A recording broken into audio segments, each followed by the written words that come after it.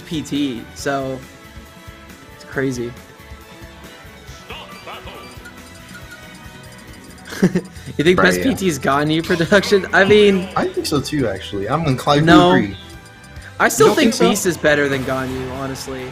And I'll talk about Tri-State Beast, not the Beast, the Roy player. But anyway, it's Dr. Mario in the building. Yeah, look at this. Dr. Mario being rocked by Karoma right now. And then on the other end, we have Kirbstari on the PT pick. So let's see how this plays out as they're starting it off on PS2. To be honest, I've seen like a couple. So like Doc is like that, right? Doc is like a very low tier character.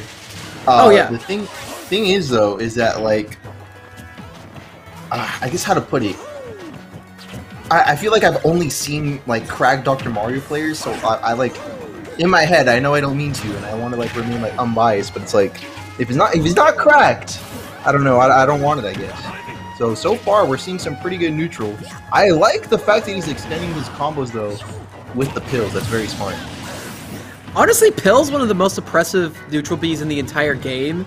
It really which is crazy considering how oppressive neutral Bs are in general. Right.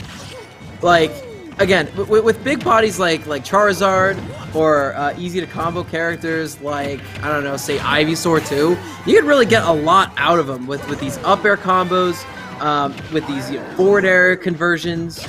You can do an awful lot with Doc, and it is a really good approach option because it is just so hard to protect against.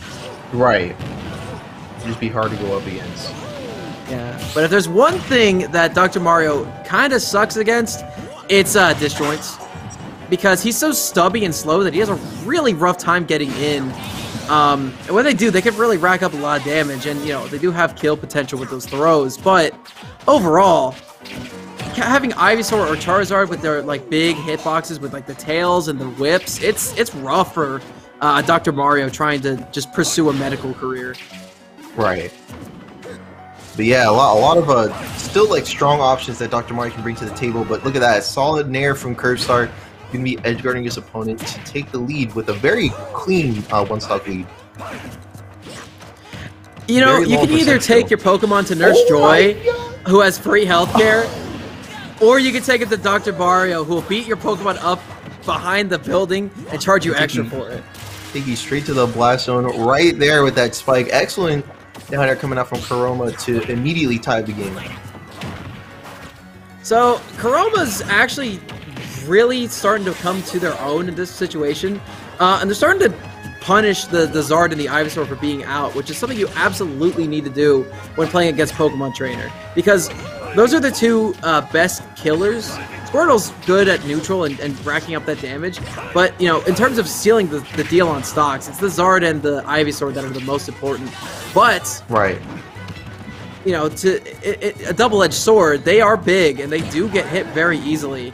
And Karoma's almost about to win this thing if they could just play very safe. Yeah, but that's the thing. It's got to be played out very safely. And right now, it's looking like it's starting to get down to the wire for both of these two as they're reaching the 100% thresholds on both ends. You can see Kirbstari making the switch to Charizard, kind of going into survival mode, being the heaviest of the three characters. Right, and on top of that, it definitely has the most kill power. If one of those back airs hits, no matter where they are dead, yeah. Yup, and that's exactly what we're getting there. Good end to that first game there for Kirbstari, but we're going to see what Karoma might have in store for potentially a character counter pick, or maybe Karoma could just be pulling out a really favorable stage for Doc. Or honestly, sometimes you don't really get like a counter pick on anything. It could just be a good counter and like playstyle, if you get my drift on that. I will say that I think a smaller, more condensed stage, like maybe Battlefield, would help out in the matchup, but we're seeing a double character switch, the Enderman coming out, and the Lucas in the building. Yeah, Enderman coming out as a counter pick from Kirbstari, and then on the Karoma's end, we're getting a Lucas counter pick, so this is quite the interesting mix-up. Yeah, I'm interested as well, because, Karoma's Doc was actually doing pretty well. I would say the Lucas is interesting because not a lot of people know how to deal with Lucas, because, again, there's not a lot of prevalent Lucases around, but, again, This character, I think, bullies Steve a little bit, you know, if they can remain close quarters the whole time. And we see a lot of offstage pressure with these down airs. Yeah, a lot of pressure off stage with that, but at the same time, Kirbstari's going to be making a good response. Good shield, though, at the last second. Because that up smash really hits hard. Whoa! Oh, but look at that awesome edge guard there. Good stuff from Karoma. Taking immediate control of the stage by edge guarding with that side B, and yeah, that's going to be putting him in the lead right now. Man, if you thought Ness PK Fire was obnoxious, Lucas's kills. Yeah, and it'll just straight up take your stock.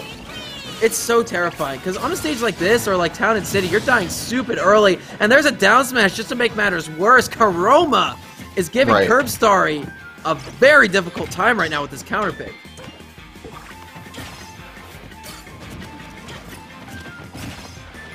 Look at that good up tilt coming up from Karoma, extending the combos.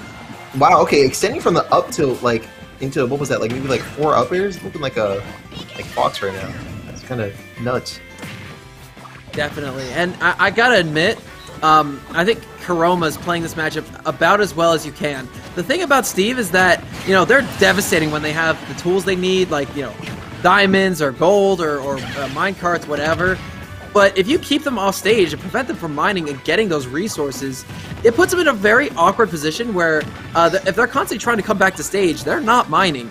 And you're just getting all that extra damage on top of that. And pocketing that fire with the PK Magnet is super crucial. It does a lot to, you know, get some healing and prevent the edge guard from happening.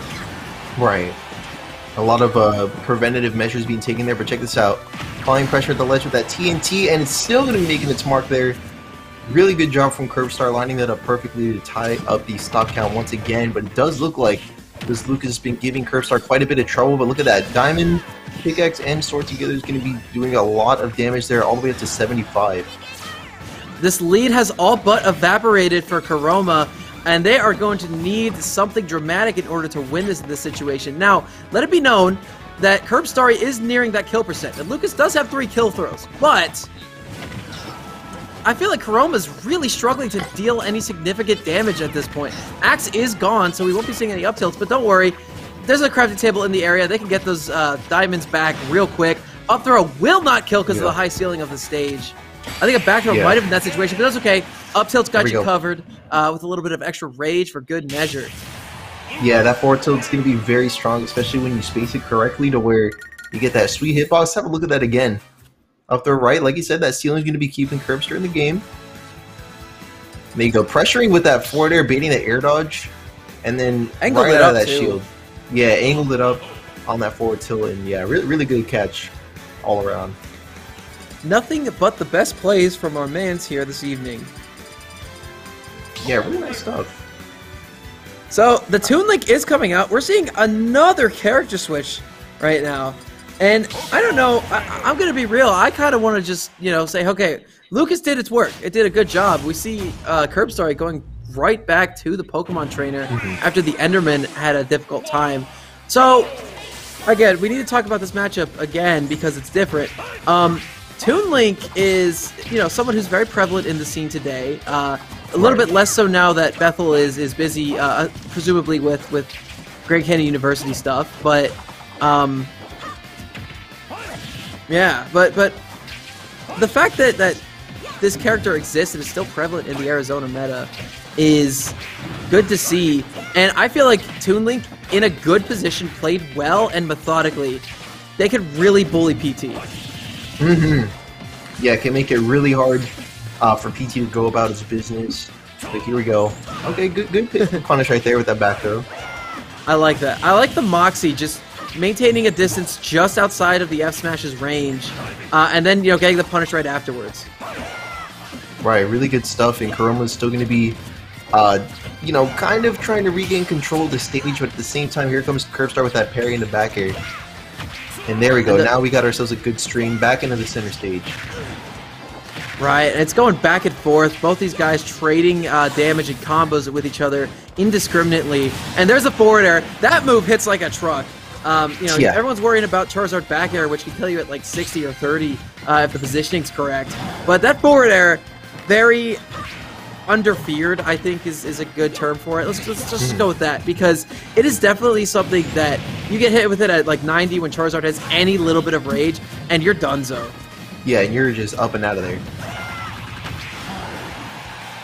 Uppy to cover the landing there. Shield wasn't able to get up in time, despite it being frame 1. 159% on to Kirbstari right now. I think one solid hit from Karoma will be taking the stock. All they need is a good confirm. That's right, there we go. Okay, they... All right, let's break that down. They threw the bomb up in the air and was able to confirm that into the remaining hits of the Uppy, even though Charizard was in a super armor state with their own Uppy. Yeah, it's kind of just like, I guess, like, yeah, if you could just, like, outlast the hitbox against the invincibility on that there, or at least the super armor, then it can kind of just work out like that sometimes. But here we go, Karoma, what could potentially be the last stock of his winner's run. He's going to be going in for a little bit of Zare pressure, which is good. You can see right there he's trying to get a grab that just wasn't working out, and Kirbstari's going to be responding in kind, getting a good amount of distance off stage, but too far for even Charizard with 3 jumps and everything to make it back on. Yep, that was an Icarus play right there. Flies a little too close to the sun to try to get that kill, but it doesn't matter because there is a near full stock advantage for Kirbstari anyway, and they're definitely hitting these Razor Leaf confirms, catching these landings with the up airs, and that is going to be the game. Karoma falls to Kirbstari 2-1. Yeah, some really good power plays towards the end there.